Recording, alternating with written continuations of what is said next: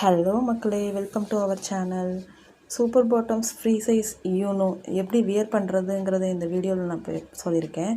அது மட்டும் இல்லாமல் super bottoms Uno free size வாங்க போகிறீங்க அப்படின்னா இதை பார்த்துட்டு வாங்குங்க. ஏன்னா இதில் நிறைய அட்வான்டேஜஸ் இருக்குது, அதுக்கேற்ற மாதிரி டிஸ்அட்வான்டேஜஸும் இருக்குது.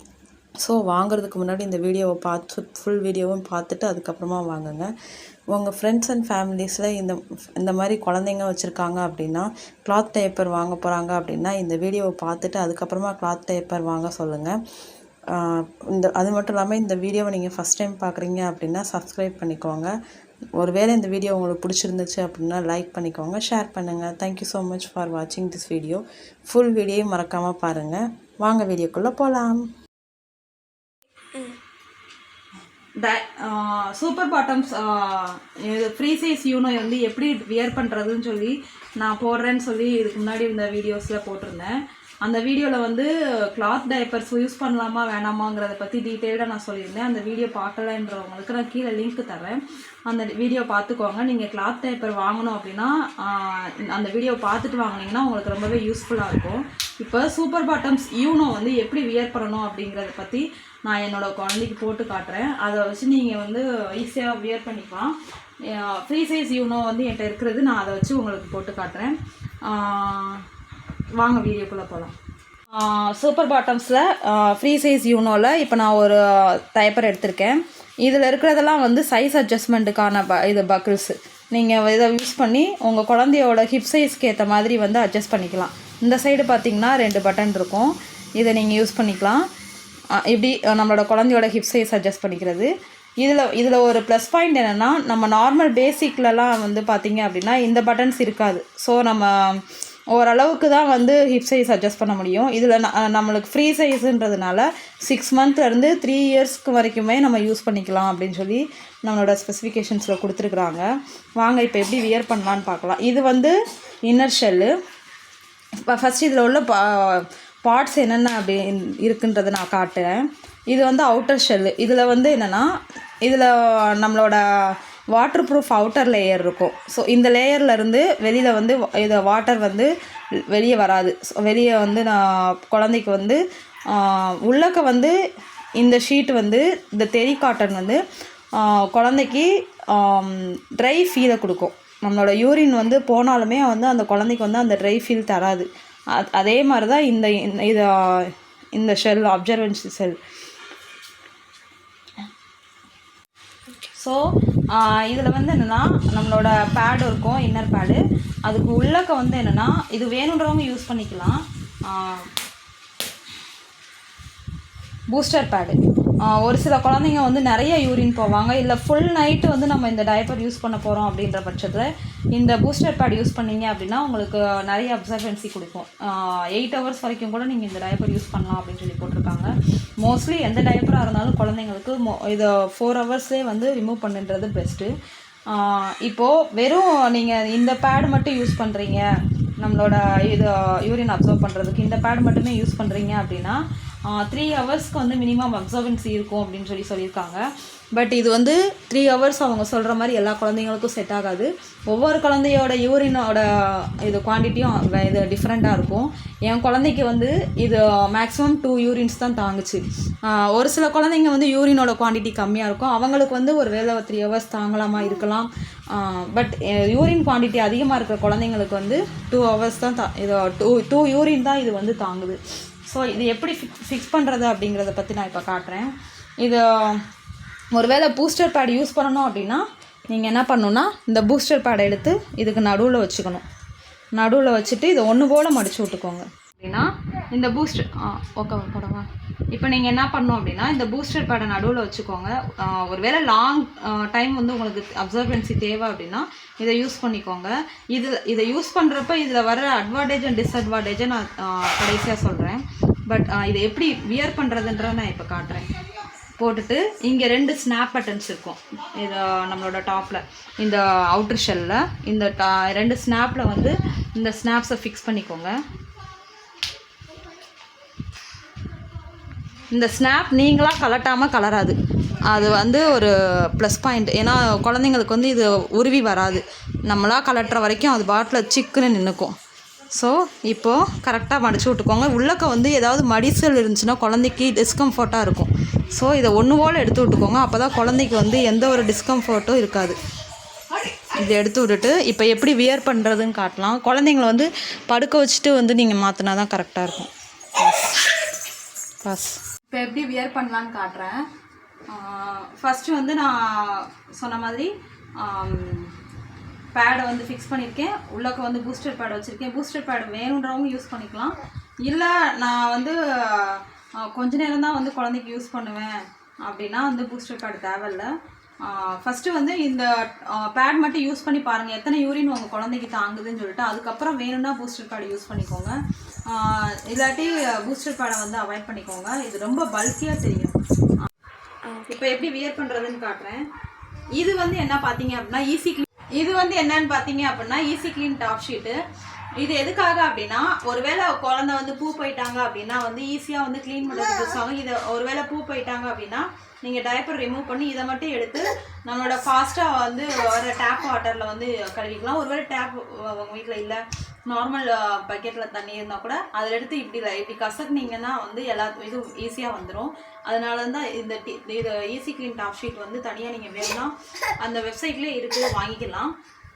ஸோ ஃபஸ்ட்டு இப்படி ஃபிக்ஸ் பண்ணி வச்சுக்கோங்க.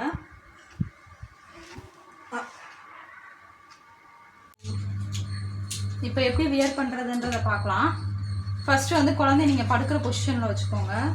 அப்புறம் என்ன பண்ணணுன்னா இந்த எலாஸ்டிக் இருக்குது தெரியுங்களா, இந்த எலாஸ்டிக் வந்து குழந்தையோட ஹிப்பில் கரெக்டாக இருக்கணும். ஹிப்பு மீன்ஸ் நம்மளோட குழந்தையோட தொப்புளில் பெல்லி பட்டனுக்கு கிட்ட கரெக்டாக வர மாதிரி நீங்கள் வைக்கணும். அப்படி வைக்கிறதுக்கு இப்படி வச்சுக்கலாம். ஸோ இப்படி வச்சிட்டிங்கன்னா கரெக்டாக பெல்லி பட்டன் கிட்ட வந்துடும் இது. ஓகேங்களா? இப்படி வச்சுட்டு இப்போ என்ன பண்ணோம் அப்படின்னா இந்த லேயர்ஸை வந்து ஃபஸ்ட்டு நீங்கள் கவர் பண்ணிடணும். குழந்தைங்களுக்கு வந்து விளையாடுறதுக்கு ஏதாவது ஒரு பொருளை கொடுத்துட்டீங்க அப்படின்னா அவங்க பாட்டில் விளையாடிட்டு இருப்பாங்க. நீங்கள் ஈஸியாக வந்து வேர் பண்ணி விட்டுறலாம். ஃபஸ்ட்டு இந்த லேயர்ஸை இங்கே கவர் பண்ணிக்கணும். அதுக்கப்புறமா நம்ம இந்த பாட்டம் அவுட்டர் ஷெல்லை கவர் பண்ணி இது வந்து இந்த தை ஏரியாவை கரெக்டாக கவர் பண்ணணும். ஸோ அதை வந்து என்ஷூர் பண்ணிக்கணும் நீங்கள் கட் பண்ணி. ஸோ ஃபஸ்ட்டு என்ன பண்ணணும்னா இங்கே நீங்கள் இந்த இதை வந்து நீங்கள் எடுக்க முடியாது, பின்னாடி உள்ள எலாஸ்டிக் மட்டும் தான் கவர் பண்ண முடியும்.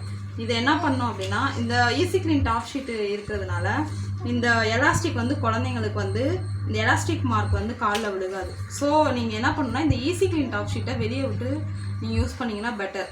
இது என்ன பண்ணுவாங்க அப்படின்னா இந்த நம்ம பேட்லையே வந்து கவர் பண்ணி இப்படி மடிச்சு விட்ருவாங்க. நீங்கள் அப்படி யூஸ் பண்ணாமல் இந்த மாதிரி வச்சிட்டிங்க அப்படின்னா குழந்தைங்களுக்கு வந்து இந்த எலாஸ்டிக் வந்து ரொம்ப அழுத்தாது குழந்தைங்களுக்கு. இப்படி வச்சுட்டு ஃபஸ்ட்டு இந்த பக்கம் இருந்து எடுத்துக்கோங்க. நான் என்ன பண்ணேன்னா என் குழந்தைக்கு வந்து இந்த தேர்ட் பட்டனில் தான் வந்து ஃபிட்டிங் வைப்பேன். ஸோ இந்த தேர்ட் பட்டனில் வச்சுக்கிறேன். ஒருவேளை தேர்ட் பட்டனில் வச்சுட்டு உங்களுக்கு டைட்டாக இருக்குது அப்படின்னா அப்போ நீங்கள் அட்ஜஸ்ட் பண்ணிக்கலாம். தேர்ட் பட்டனில் வச்சு இந்த 2 ஸ்னாப்பையும் போட்டேன். இவளுக்கு வந்து 6வது மாதம் நடந்துகிட்ருக்கு. ஸோ அவளோட வெயிட்டுக்கு ஏற்ற மாதிரி நம்ம சைஸை வந்து கண்டுபிடிக்கணும். கரெக்டான ஃபிட்டிங் போட்டாங்கன்னா தான் வந்து குழந்தைக்கு வந்து லீக்கேஜ் ஆகாது. அதே மாதிரி குழந்தைக்கு கம்ஃபர்டபுளாக இருக்கும். இல்லை அப்படின்னா குழந்தைக்கு அன்கம்ஃபர்டபுளாக இருக்கும். இதை விட சின்ன குழந்தையாக இருந்தாங்க அப்படின்னா நீங்கள் என்ன பண்ணணும்னா இந்த கீழே உள்ள பட்டன்ஸை நீங்கள் யூஸ் பண்ணிக்கலாம். அப்போ நீங்கள் என்ன பண்ணணும் அப்படின்னா மேலே உள்ள பட்டன்ஸ் யூஸ் பண்ணாமல் இதை இன்னும் மேலே ஏற்றி விட்டுட்டு கீழே உள்ள இந்த ஸ்னாப்ஸை யூஸ் பண்ணணும். நீங்கள் இந்த ஸ்னாப்ஸை யூஸ் பண்ணி நீங்கள் பட்டன்ஸ் யூஸ் பண்ணீங்க அப்படின்னா இதை விட சின்ன சைஸாக நீங்கள் யூஸ் பண்ணிக்கலாம். ஃப்ரீ சைஸ் யூனால இது மட்டும்தான் அட்வான்டேஜ். அப்புறம் என்னென்னா இந்த கீழே வந்து நீங்கள் பட்டன்ஸ் எதுவுமே போட தேவையில்ல.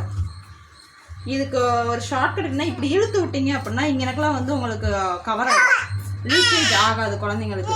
ஓகேங்களா? கடைசியாக ஒரு விஷயம் செக் பண்ணணும் என்னென்னா இப்படி நீங்கள் உள்ளே விட்டிங்கன்னா உங்களோட 3 விரல் வந்து ஃபுல் ரொட்டேஷன் வந்து போயிட்டு வரணும் குழந்தையோட தைக்குள்ளே. அதே மாதிரி 2வது பக்கம் இந்த பக்கமும் வந்து ஃபுல் ரொட்டேஷன் வந்து நம்ம குழந்தையோட தைக்குள்ளே போயிட்டு வரணும். எந்த தடையும் இல்லாமல் போயிட்டு வந்துடணும்.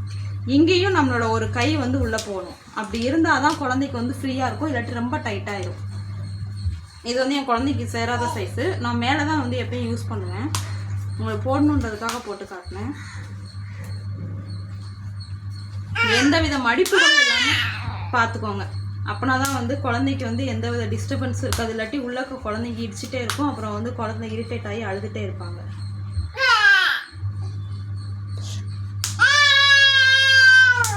ஸோ இது என் குழந்தைக்கு வந்து பர்ஃபெக்டான இது சைஸு.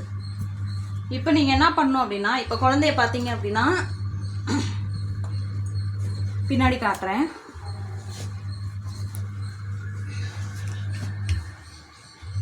ஸோ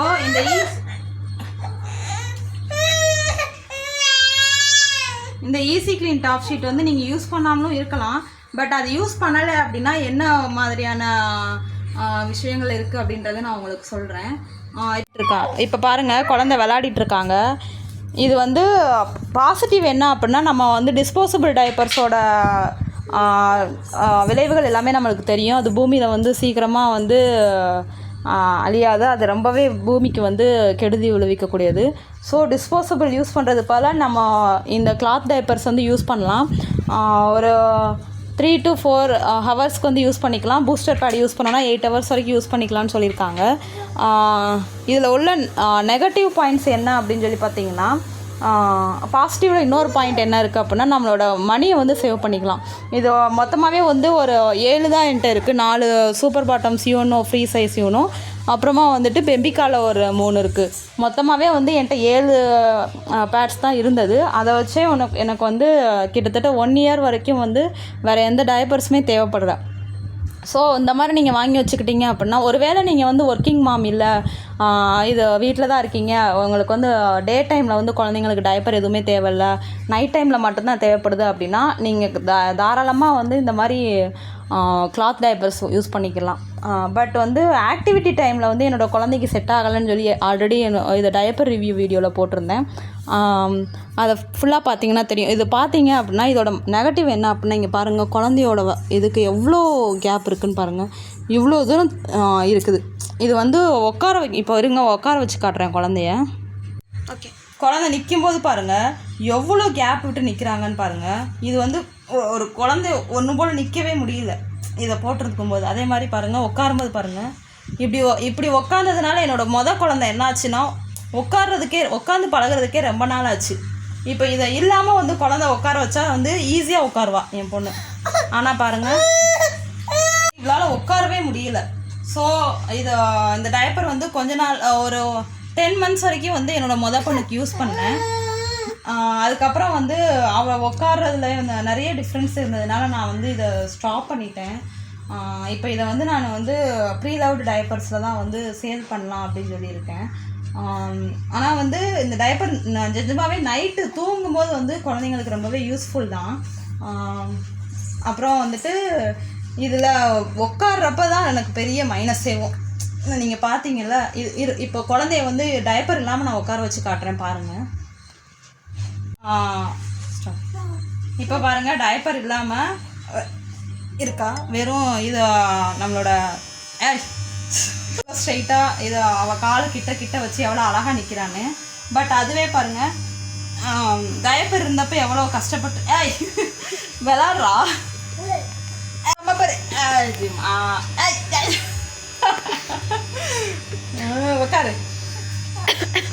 உட்காந்துட்டாங்க.